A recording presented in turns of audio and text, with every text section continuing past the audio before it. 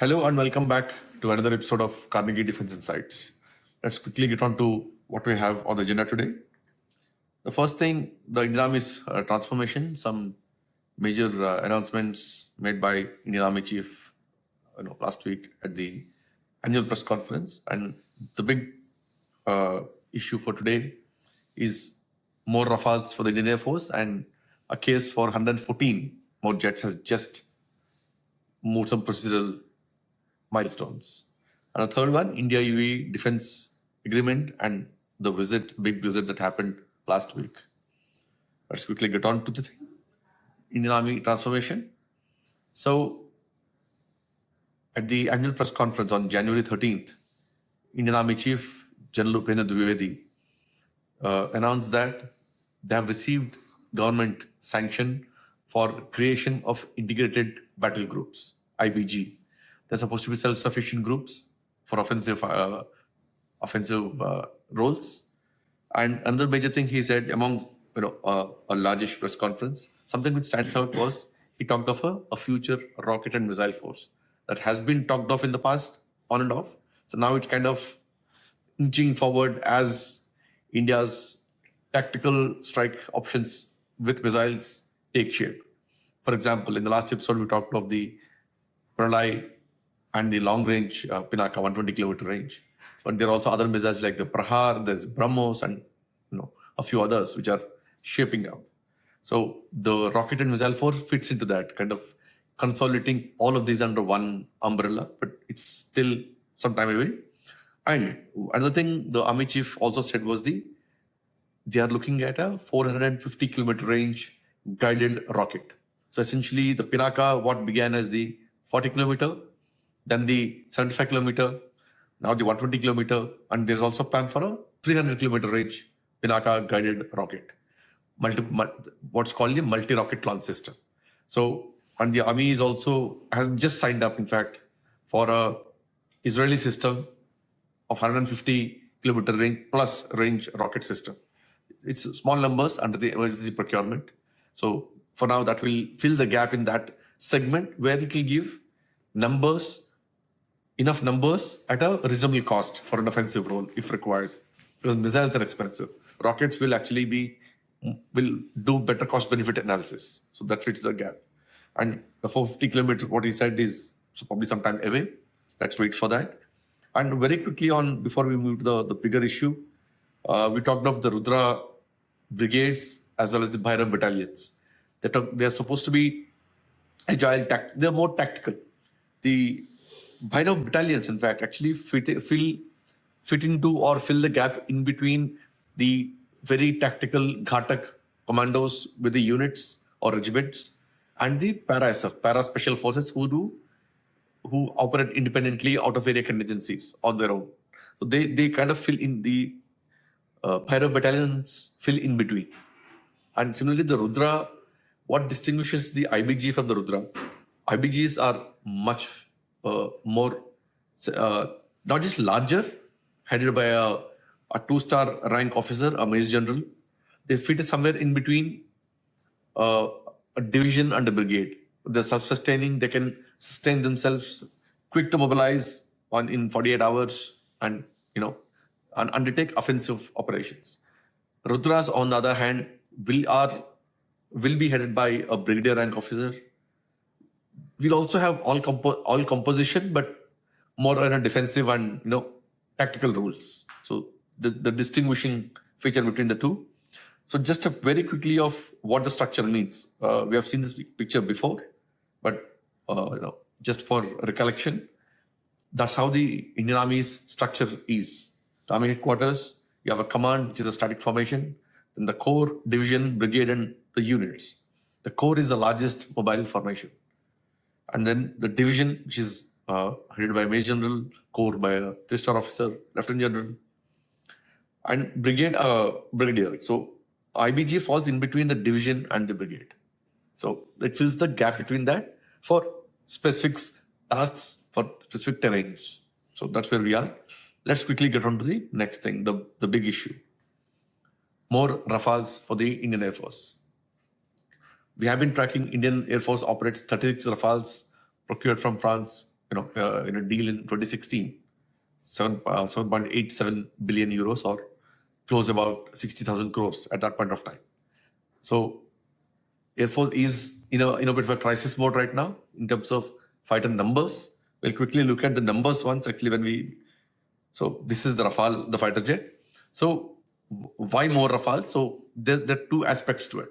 First, the Air Force has a tender called the multi-role fighter aircraft, MRFA, which has been pending for a while, several years now, no progress made. It is a global tender, a lot of aircraft manufacturers responded, pitching their fighters. So that's where that is. That has made no progress. Meanwhile, the Indian Air Force got 36 Rafale, inducted them, operationalized them, deployed them, and they performed well during Operation Sindoor last year. So and now Rafale constitutes the uppermost tech spectrum of the Indian Air Force in terms of fighters. The Sukhois are due for an upgrade, so the Rafale is the front end of the Indian Air Force right now.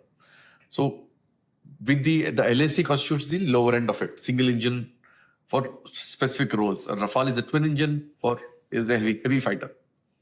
So while the LCAs are delayed, there is a bit of a crisis also on that front because they are supposed to add numbers, which has not been happening. You actually see here, this is the Sukhoi, what you see on the screen right now. This is the Rafale. This is the single engine Mirage. And then comes the single engine LCA, probably the smallest of all of them, but potent enough. So now let's get back to some numbers. So more Rafales. One, the Indian Air Force deal.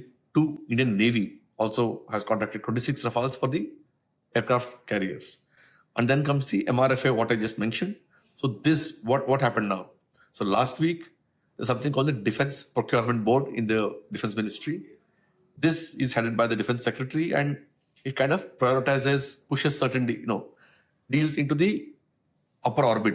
It's like the initial clearance process. So the case for 114 Rafales that was moved by the Indian Air Force to install under the MRFA, because Rafale is already inducted, tested, done. So it makes sense to buy more because it's logistical sense, operational sense, everything.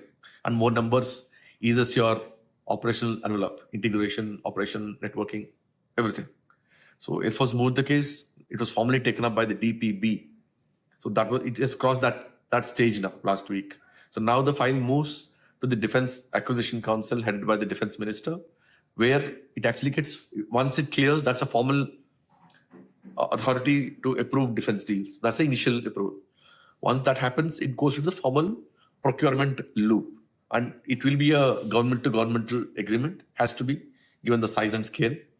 And India will also look for a lot of integration, significant integration of Indian weapons on board the Rafales, and also localization, like making a lot of parts into in India, not just for the Indian Rafales, maybe at some point, integrating Indian companies into the Rafale ecosystem global supply chain as well. That's all about the nitty-gritties. We'll have to wait for that.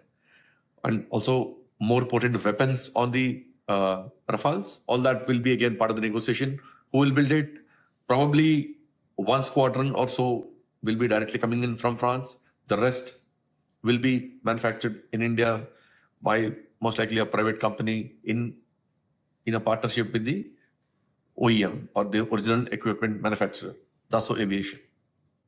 That's where it is. The timelines we'll have to see of how soon, how fast they can deliver. All that's a matter of negotiation, and also there's a lot of technical issues involved that we'll have to wait and watch. So the next step, the big step, is the DAC approval. Just for context, this is likely to become the mother of all defense deals. What was in 2012, 13, 14 called the MMRCA, under which, again, the Rafale was shortlisted from among 6 fighter jets. And ironically, the process began in 2001.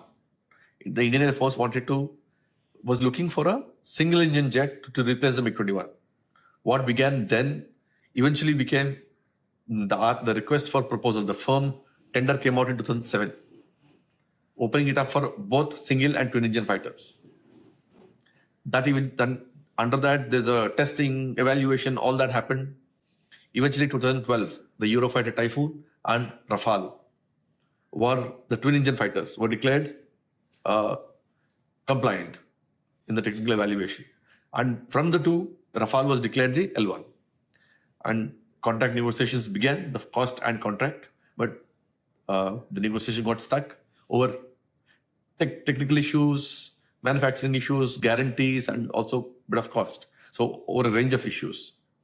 So that it was literally tied up in knots. So when in 2015, April 2015, when Prime Minister Modi went to France, he announced a purchase of 36 Rafales under G2G off-the-shelf purchase, citing critical operational requirement of the necessity of the Indian Air Force. And that was what the 36 later signed in 2016, inducted in 2021, and now they're operationalized.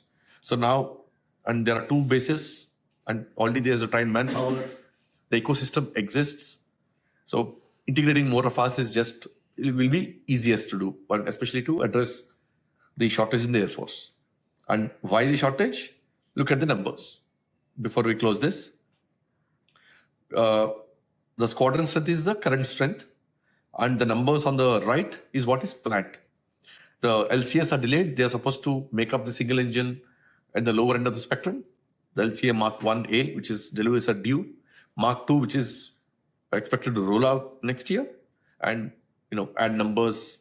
It's more of a Mirage equivalent, meant to replace the Mirage, the Jaguars, and MiG-29s at some over the next decade.